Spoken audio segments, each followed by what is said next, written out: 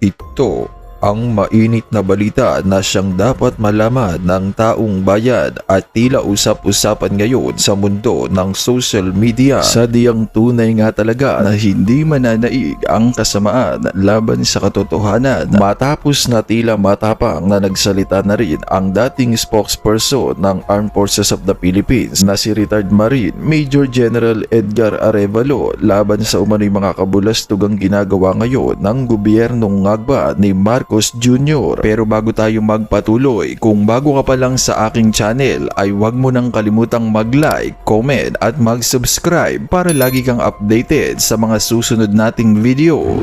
Ayon nga sa kumpirmadong balita, source online, dapat maging handa at bukal sa loob ni Pangulong Marcos na ialay ang ultimate sacrifice. Ito ang matapang at mabigat na pahayag na bumungad sa pinakabagong kolum ni retired Marine Major General Edgar Arevalo, dating spokesperson ng Armed Forces of the Philippines. Sa kanyang sanaysay sa pinamagatang The Ultimate Sacrifice, hindi na napaligoy-ligoy si Arevalo sa paglalatag ng kaniyang konklusyon. Ang kasalukuyang krisis ng tiwala sa pamahalaan ay hindi na umano mariresolba ng pahayag, press conference o mga komisyong walang pangil. Mga malalaking isda, malaya pa rin. Bakit nananatili pa ring malaya ang mga itinaguriang big fish sa likod ng malawakang flood control scandal, habang ang karaniwang Pilipino ay umaasang may mananagot bago pa man matapos ang nakaraang taon? Samantala, ang mga sangkot ay tila nagdiwang pa umano ng Pasko at bagong taon. Sa karangyaan, isang malinaw na kabaligtaran ng pangakong binitawan ng Pangulo, isang komisyong walang ngipin. Binatikos din ni Arevalo ang pagbuo ng Independent Commission for Infrastructure o ICI na ani ay mabilis na naging toothless tiger dahil wala itong sapat na kapangyarihan, pondo at mga kasapi upang tunay na makapag-imbestiga at makapanagot. Para sa kaniya, malinaw na nilikha lang ito upang pakalmahin lamang ang publiko at hindi upang maghatid ng hustisya. Tinukoy rin ni Arevalo ang umano'y double standard sa pagpapatupad ng batas. Ang ilang high-profile personalities ay pinayagang makalabas ng ating bansa sa ngalan ng due process, habang ang mga hayagang kritiko ng katiwalian ay nahaharap sa banta ng kaso, sedisyon o pagkawala ng pensyon. Para sa kaniya, ito ay malinaw na senyales ng selective justice. Bumababang tiwala ng bayan. Ibinahagi rin sa kolum ang resulta ng survey kung saan makikitang patuloy ang pagbagsak ng approval at trust ratings ng ating Pangulo. Ayon kay Arevalo, hindi na ito simpleng issue ng imahe kundi ng moral authority at kakayahang mamuno hanggat walang tapat, malaya at walang pinipiling investigasyon at pananagutan, lalo lamang umano itong lalala. Sa huli, iginit ni Arevalo na ang tanging paraan upang maibalik ang tiwala ng bayan ay ang sukdulang sakripisyo, isang panawagan na bihirang marinig mula sa isang retiradong general. Para sa kanya, ang tunay na pagmamahal sa bayan ay hindi nasusukat sa talumpati o slogan, kundi sa kahandaang managot kapag ang pamumuno ay bigong maghatid ng katarungan. At para sa bupang detalye ng balita, narito't panoorin natin ang full video. Importante nito at pakinggan nyo kasi dito seemingly nagkakaroon na po ng laglagan. Pakinggan po natin. Allegedly, you met with the president and you spoke to him and you told him, what are you going to do with Martin? Because if you're going to continue defending Martin... No, I didn't speak to him. I was asked in an interview na... So you never told the president na, what are you going to do with Martin? Because if No, you I don't defend want to put... I mean, I cannot put the president naman on the spot. Diba? We respect each other's views, but I cannot just go to him, what will you do with Martin? Hindi naman ganun. Pero you said something about, and you heard the president say it na, ano ba kayong dalawa? Hindi, ganito yun eh. Ilang bahay pa? Hindi, ganito yung sitwasyon nun. Okay. O, eksakto. After lunch, pinatawag kaming dalawa. Nandyan siya, nandito. So, parang ganito, Hindi, ganito. May Oo. table dyan. So, pinatawag kaming dalawa, nandyan siya, nandyan ako.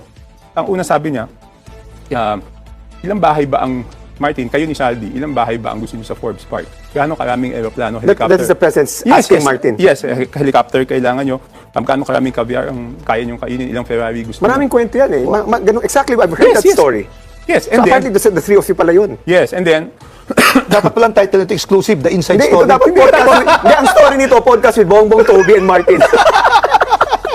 tapos, Oh, grabe yun, tapos grabe yun. doon niya sinabi na, Oh, what was the response of hindi, Martin? ang sabi niya, alam mo Martin, wala akong natatanggap. Yun. Okay, puntahan muna natin, sabi niya. Tatlo raw sila magkausap. Si Bongbong Marcos dumating, Andiyan si Chanco at si Martin Romualdez, yung kanyang pinsan na dating speaker.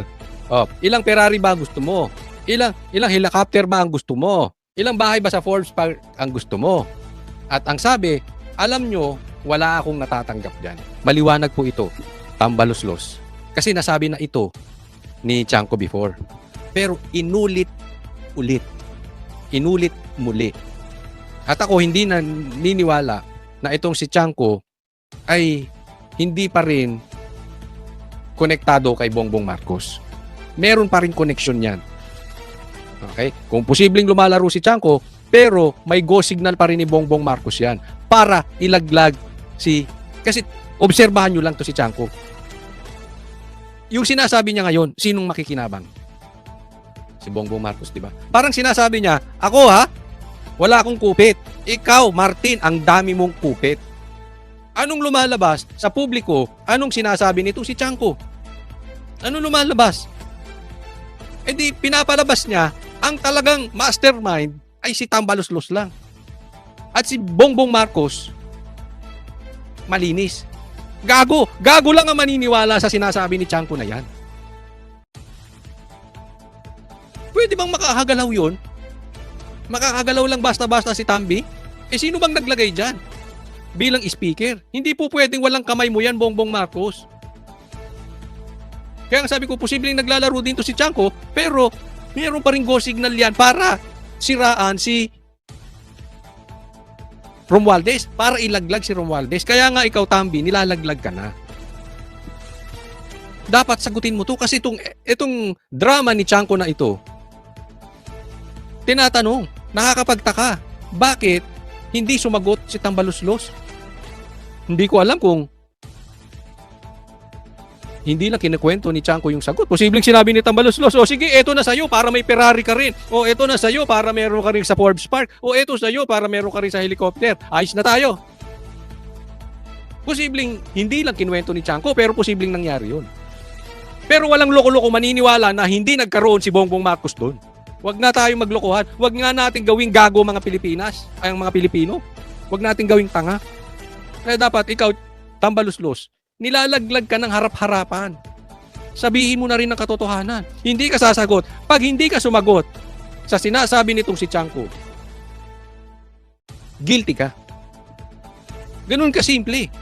Pinipilit kang tinatago ng nila Boying. Di ba parang nilalayo sa'yo? Pilit nilalayo sa'yo nila Ping Lacson, nila Soto.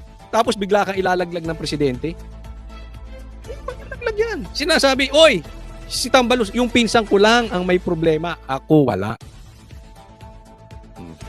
So it's your time magsalita. Kasi hindi talaga titigil ang tao hanggat walang big fish. Kaya sabi ko, habang may panahon ka pa, Romualdez, maniwala ka. Sooner or later ilalaglag ka. Hindi lang natin alam kung gaano katagal. Pero ilalaglag ka. Unahan mo na. Diyan. Wala akong nagagawa, then tinuloy na niya. 2 taon na ako dito, wala akong napapagawa. Dahil kayo ni Saldi, kinukuha niyo yung pera ng Congress. Paano may mapapagawa si Bongbong Marcos wala namang talagang alam yun? Di ba? Totoo naman Oo. Nagnanakaw lang ng proyekto yung nilalakaw niya lang yung mga proyekto ni PRRD. Yung mga tulay ni PRRD, ninanakaw lang niya. So he knew. Yun yung sinabi niya. Tapos may listahan siya nung mga kinuha niya yung cellphone, may listahan siya ng flagship projects na nilagay sa program. Itong mga to, linagay niyo sa program. Tapos idingit niyo yung mga proyekto niyo. Ang pangako ni Martin noon is, we will return it sa BICAM, which did not happen. Kaya lalo siyang nagalit noong January. Oh. That made us all silent, by the way. Kasi parang imposible, hindi sumagot si Martin Romualdez. Ganun lang yun? Walang pakinabang si Bongbong Marcos? Nagalit na pala siya kay Romualdez, tuloy-tuloy pa rin nangyayari. Nagalit na siya kay Romualdez, yung investigasyon ngayon hindi napupunta kay Romualdez. Nakikita natin, nahaharang. Ganun ka-stupido yung presidente natin ngayon. Sa bagay, may punto. Talagang stupido. Kasi itong sinasabi ni Chanco, posibleng nagsasabi ng totoo ang presidente dahil stupido siya. Wala lang siya talagang alam, hindi niya na-control.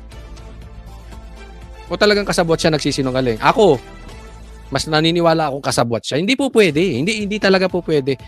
Tanga lang siya. Nalaman nga niya, ba't meron ba siyang ginawa? Meron ba siyang intentional na ginawa para mahinto ito? Wala, nagkuda-kuda lang siya eh. Hanggang ngayon, ang gulo ng investigasyon niya. So when the anomalies were Huwag po natin kakalimutan, even yung anak niya, kasamahan ni Romualdez. Imposibleng wala din yung anak niya. Imposibleng hindi nakinabang yung anak niya na si Sandro. Eh sila nga ang tinaguriang pork barrel kings.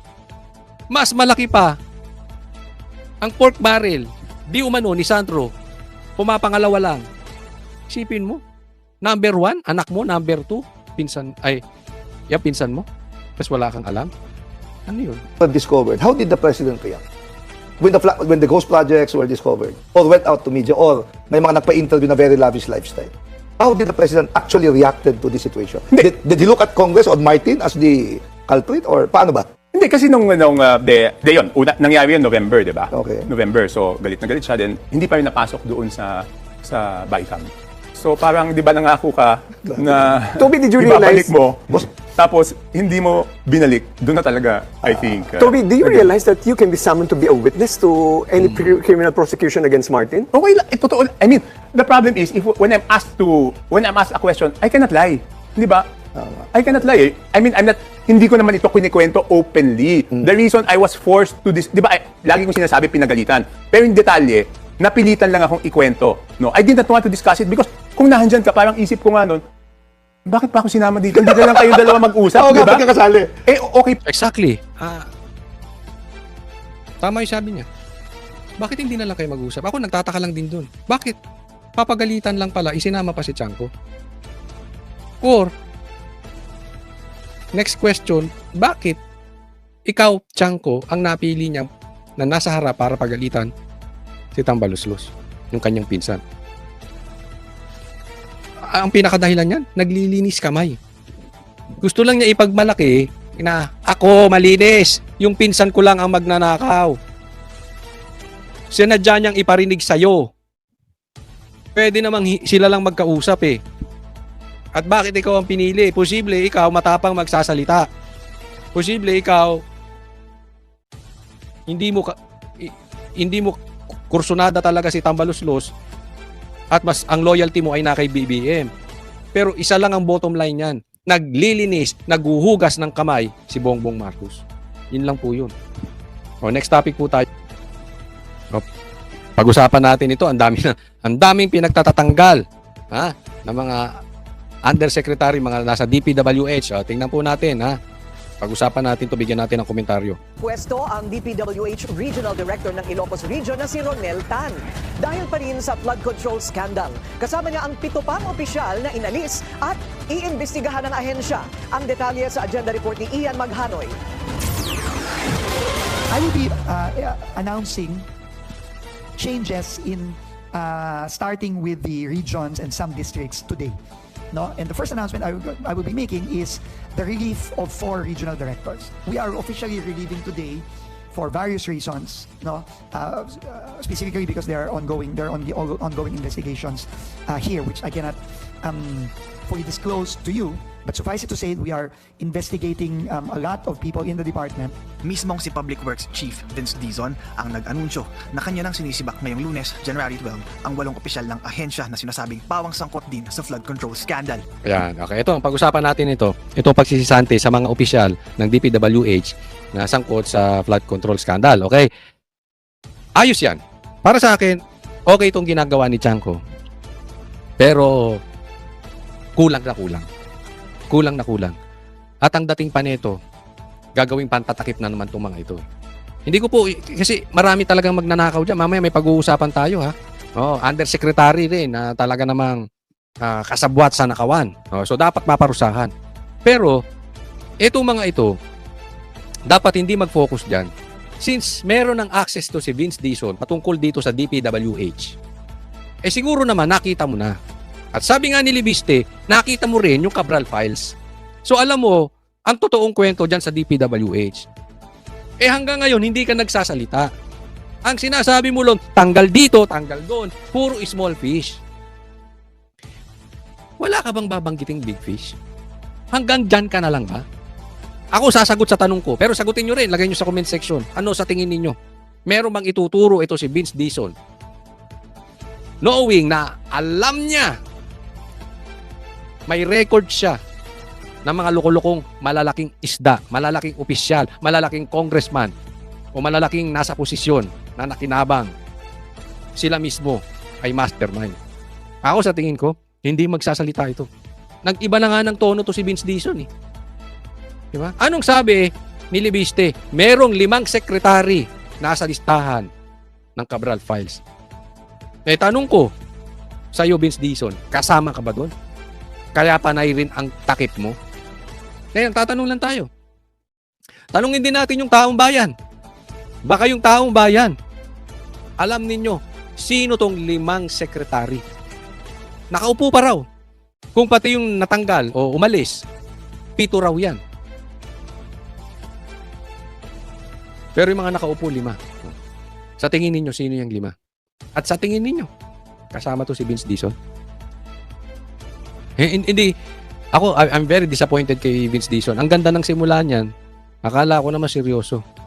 Ngayon, hindi lang siya kasing garapal magtanggol gaya kay Pinky Lacson at kay Tuta Soto.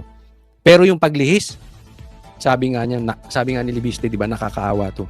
Hindi naman siya makipagsinungaling, pero hindi siya makapagsalita ng buong katotohanan. Di ba parang ganun din yun? Pag nagsalita ka, halimbawa, sasabihin mo, ay, magnanakaw si engineer. Pero alam mo namang nagnakaw din. Halimbawa lang to, alam mo namang nagnakaw si congressman. Nagnakaw din si secretary. Nagnakaw din si presidente. Na example. Pero ang lagi mo sinasabi, nagnakaw si engineer lang. Di ba kasinungalingan yun? Baka matotoong nagnakaw si engineer, half truth. O baka 10% of the truth lang yung kinikwento mo. Para sa akin, kasinungalingan din yun. Dahil inuumit mo yung importanteng dapat nalalaman ng taong bayan. Isa rito si Ilocos Public Works Regional Director Engineer Ronel Tan, ang asawa ni Quezon Province Governor Helen Tan, ang mag-asawang multi-awarded engineers ng ahensya noong 1994, 1995 at 2008. Si Ronel Tan rin ang may questionableng 570 million pesos worth of super substandard flood control projects sa La Union na una ng eksklusibong isiniwalat ng Bilyonaryo News Channel noong nakaraang buwan. Mga alegasyong itinanggi rin ni Tan. Kasama rin sa nirelieve ay si Calabarzon Regional Director Jovel Mendoza, Bicol Regional Director Virgilio Eduarte, Central Visayas Regional Director Danilo Villa, Mimaropa Assistant Daming nakinabang, no? Pag sinek mo yung mga yan, yung mga engineers na yan, tingnan mo mga bahay niyan, yung mga regional directors na yan. Regional Director Neil Fahar, Lalaki ng bahay niyan, malamang-lamang. Bicol Assistant Regional Director Annie De La Vega, Metro Manila 3rd District Engineer Ruel Omali, at South Manila District Engineer Manny Bulusan. Hindi na dinetalye pa ng kalihim ang dahilan sa likod ng pagkakasibak ng mga naturang opisyal. Gayunpaman, isa sa ilalim sila sa investigasyon bilang parte ng due process ng ahensya. Alam mo, total, sinisante mo na at iimbestigahan mo. Ba't di mo tanungin? Kasi hindi ka naman tanga, Dizon. Ba't di mo tanungin? Sinong padrino niyan? May padrino yan. Hindi naman makakaporma basta-basta yan eh. May bossing yan. Mahirap sa'yo, Vince Dizon. Medyo hindi namin gusto na tono mo ngayon, ha? Ito. Pag-usapan natin yung magiging impeachment. Hindi umano si VP Sarang ipapa-impeach ngayong February. Ito na tong February. Pinag-aandaan na po. Pero pati si Bongbong Marcos. Kaya pag-usapan po natin. Matapos ideklarang unconstitutional ng Korte Suprema ang impeachment complaint laban kay Vice President Sara Duterte noong nakaraang taon, pinagbawalan din ang pagsampa ng panibagong reklamo. Pero sa February 6, bubuksan na muli ang pagkakataon para sa panibagong impeachment complaint. At ang palasyo, tila hindi itinaging nagbago ang tindig ng Pangulo patungkol sa posibleng panibagong impeachment complaint laban sa bise. Ang tanging tugon lamang niya sa akin ay kung ano po ang pagtrato sa pag-iimbestiga sa flood control projects, mga anomalyang flood control projects. Ganon din po ang gawing pagtrato sa paggagawa or sa pag-iimbestiga patungkol dito sa impeachment complaint. Yon. Teka muna, ha? Okay. Nagbago. Saglit, ilagay lang muna natin dito sa, wag na yun si Claire, yung mukha, yan. Okay. Naalala nyo po, dati, ang stand ng ni Bongbong Marcos patungkol sa impeachment ni BP Sara, perang hugas kamay.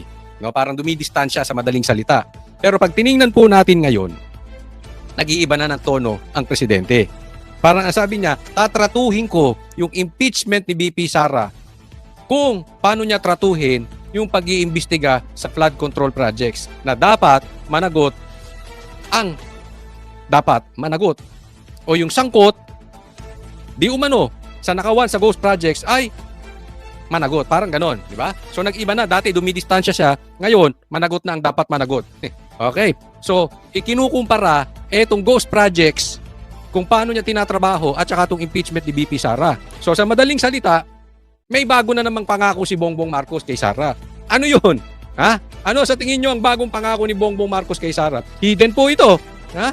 Hidden to. Maaaring may pag-uusap si Bongbong Marcos at saka si BP Sara. O, hindi natin alam. Pero ito nangangahulugan dyan.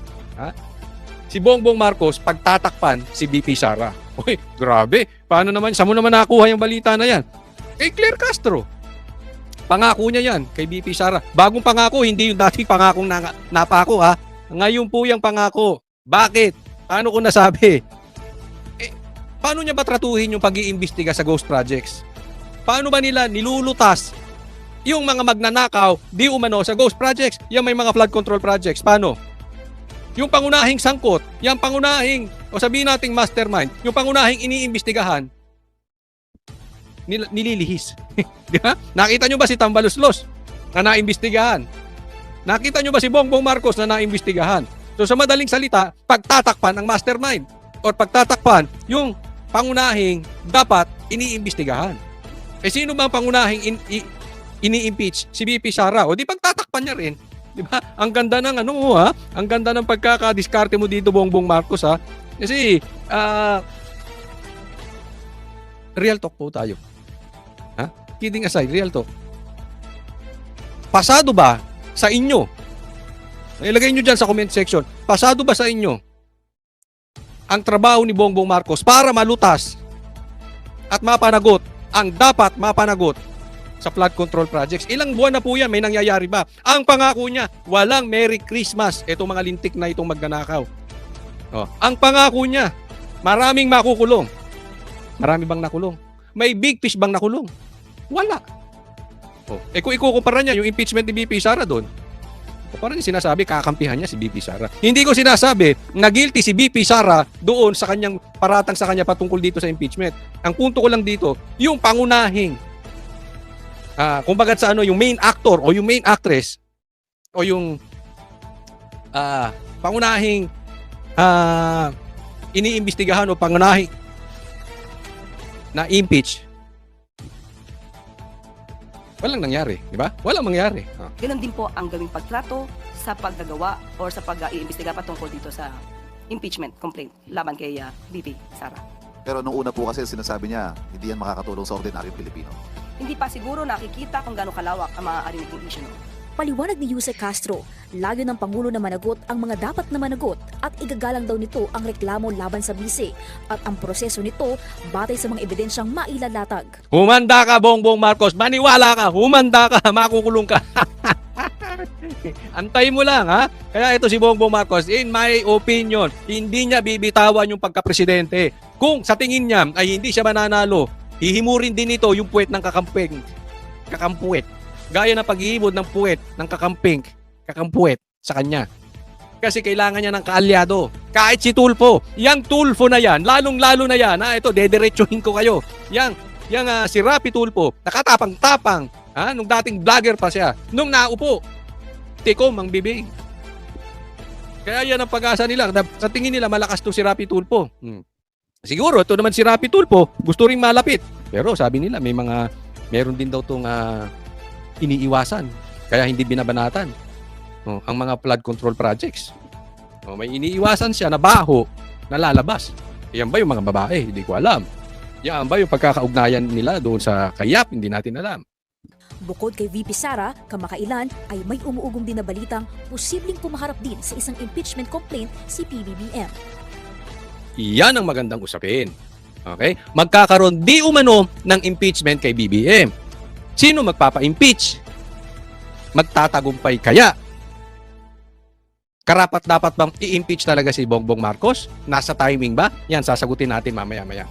Sagot ng palasyo, tiwala pa rin po ang Pangulo na meron pong pagtitiwala rin sa kanya ang mga mambabatas dahil hindi naman po gumagawa ng kamalian ng Pangulo. Siya pa nga po ang pumrotekta, lalong-lalo na ng 2025 budget sa mga matitino din po at maayos na mga mambabatas. Alam po natin kung saan sila gagawin. Gagawin sila sa matino at hindi sa mga kurako. Ang Malacanang hindi pa lubos na matukoy kung sino ang may pakana ng niluluto umanong reklamo laban sa Pangulo. Ang paglalabas, di umano ng balak ng mga supporter ng mga Duterte na magsampa ng impeachment. Sinasabi ng iba, ito para makaiwas di umano ang Vice Presidente sa mga isyong paglustay at mga di umanong pagtanggap ng pondo, milyong-milyong pondo mula sa mga drug lords. Ang Pangulo po, unang-una, hindi po siya nagnakaw ng pera. Pangalawa, siya po ang Teka, sasagutin ko lang maiksi. Sabi daw, ang Pangulo daw ay hindi nagnakaw ng pera. Paano mo naman nasabi, Claire? Yung tulay nga ninakaw niya eh. 2 tulay na po ang ninakaw niya sa Duterte. Oh, yung una, hindi naman sa kanya siya nagsimula nun. Si Sara, eto na naman pangalawa. Nasimulan din ng Duterte. Oh, tapos sasampa siya ron, aangkinin niya. Ganyan po katindi magnakaw niya si Bongbong Marcos. Yung isang very, very obvious na hindi dapat para sa kanya, kinuhan niya. Yung pakayang perang nakatago, yung pakayang confidential funds nito, hindi niya nanakawin. Puwe! Pangalawa, siya po ang nagpapaimbestiga sa mga maaanumalyang flood control projects at maaaring naging sanhi ng korupsyon. Ngayon, bakit niya pag-iimbestigahan? Ilang beses ko na po na-explain yan. Kaya lang naman niya pinaimbestigahan, in short, nangangamoy na. Pangatlo, wala po siyang Mary Grace Piatos. Yon, taga muna, mapunta tayo dyan. Ito na. Ito na ang banat ng abogado ni Bongbong Marcos. Alam mo, mapunta tayo dun sa asaran. Kasi, ganun ang datingan nito ni Claire. Alam nyo, may mga lumalabas na balita patungkol kay Bongbong Marcos na talaga namang nakakadiri. Siguro alam nyo na yon. At meron din lumalabas na balita na even yung kanyang kapatid ay addict tong si Bongbong Marcos. Kayo'y matanong ko. Involved na rin kaya si Claire? Ako napapatanong lang talaga ha. Kasi talagang ang asta ni Claire ay hindi astang Yusek. Talagang nababoy ang PCO. So pag inisip po natin, parang ang dating talaga, gumagamit na rin kaya ito si Claire? Or talagang nabaon na siya kay Bongbong Marcos? Hindi ko alam kung ano ibig sabihin ng nabaon. Pero nabaunan na kaya ito ni Marcos? Yung nabaunan, yung wala na siyang kawala. Kasi hindi na po ito gawain ng isang Yusek. Hindi na rin ito gawain ng isang abogado. Ito ay parang gawain na lang talaga ng asaran eh. No? So, one day hindi ako magtataka kung may lalabas ditong video na baka mamaya gumagamit na rin. Hindi ako magtataka. Hindi ako magtataka baka one day ganun na rin yung bunganga nito. Diba? Hindi natin alam. Diba? O baka mamaya meron na rin itong alam naman natin yung gawain ng pamilya nila. Diba? Kayo alam nyo yun. Pero puntahan natin dito yung sinasabing gusto ko lang i-discuss. Yung patungkol dito sa impeachment na di umano, kaya ito yung nanggagaling sa mga Duterte. Mga pro-Duterte. I really don't think so. No? Ang balita ko dyan, galing ito sa Makabayan Black. Alam naman natin, ang Makabayan Black, galit na galit kay BP Sara. At hindi ito sa tingin ko galing sa mga Duterte dahil alam nila hindi ito magtatagumpay ngayong panahon ni Bongbong Marcos. Kasi nga, hawak nila ang kamera. So, kahit anong impeachment mo kay Bongbong Marcos, hindi rin magtatagumpay sa kamera. Diba? Karamihan dyan, hawak sa liig ng kanyang pinsan. So, pag tiningnan po natin talaga, hindi po yan ang magiging strategy ng DDS. Malayo po. Long shot yung mga pinagsasabi ni Claire. Kaya nga nagtataka ako, etong si Claire, parang walang alam patungkol kay Marcos. Pag-uusapan yung amo niya, wala siyang alam. Parang ang alam nito si Claire lang ay patungkol doon kay Sara. Sa mga Duterte. Pero pag Marcos, wala na tong alam. Hindi ka ba nakakabalita? Wala ba kayong intel? Hindi nyo ba nararamdaman to, Claire? Ito, tandaan nyo to. Kung magkakaroon man ng impeachment, yung mga lintik na nagsasampa na yan, nagpapataas lang ng presyo yan. Bakit? Wala naman silang alam naman nilang walang mangyayari doon sa impeachment kay Bongbong Marcos. Even kay BP Sara, walang mangyayari dyan sa impeachment ni BP Sara. Kung dati nga, marami pang pera si Tambi, pangbigay, hindi na nagtagumpay. Ngayon pa, na nabawasan na yung pera ni Tambi, nabawasan ng pagbigay, magtatagumpay, hindi. Posible lang, ginigipit lang nila ang Malacanang para bigyan sila ng pera. Sige, impeach ka rin namin. Pagka hindi kayo ulit nagsuporta rito, dalawa na kayo ni BP Sara. Kaya yung impeachment na yan, ang makikinabang dyan, yung mga buhaya, yung mga magnanakaw, yung mga swapang na congressman lang. Even si Chanco sinabi, merong bigayan dyan. At eto na naman, gusto na naman nilang tumanggap ng pera. Pati si Bongbong idadamay kahit alam nila, kakampi naman nila. Panggigipit lang, pangpataas ng presyo. Tanga-tanga, Claire, hindi mo alam yon? Kaugnay nito, handa raw si PBBM sa anumang pagkakataon at aasahang gagalang sa konstitusyon at sa legal na proseso. Para sa Good luck. Kaya naman anong masasabi mo sa balitang ito? Kung mayroon kang hinaing at komento ay mag-comment ka lamang sa ibaba ng videong ito. Maraming salamat.